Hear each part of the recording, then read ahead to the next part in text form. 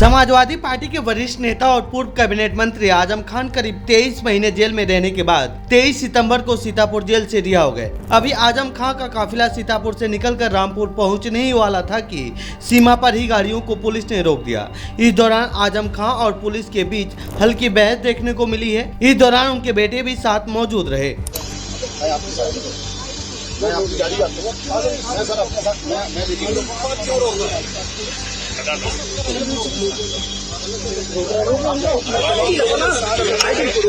फिलहाल तो आजम खान जेल से करीब 23 महीने बाद घर वापस आ गए हैं, लेकिन क्या वो फिर से अपनी राजनीतिक करियर शुरू कर पाएंगे, इस पर अब भी सवाल है।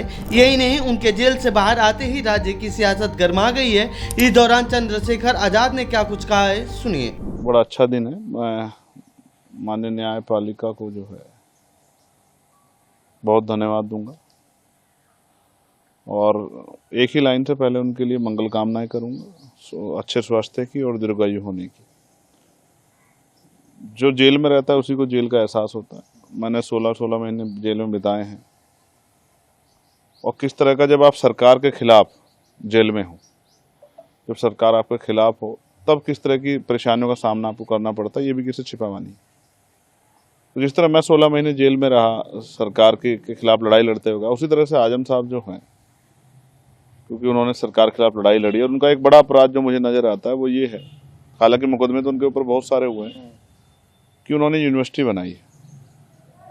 अगर वो यूनिवर्सिटी नहीं बनाते तो शायद इतनी बड़ी कार्रवाई उनके खिलाफ नहीं होती। आप ये देखो, एक यूनिवर्सिटी यहाँ सहारनपुर में थी ग्लोकल, उसको बनाने वालों का क्या हाल हुआ, और एक थी ये मौलाना अली जौहर, इसको बनाने वालों का। अगर राजनीति कहीं और नहीं चलती है तो फिर वो जाके चलती है एएमयू में।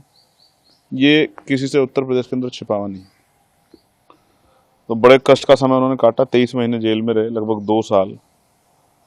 बहुत सारे ऐसे भी लोग हैं जो अभी जेलों में हैं, दिल्ली में बहुत सारे, उम्र खाली से लेकर सब लोग जेल में हैं।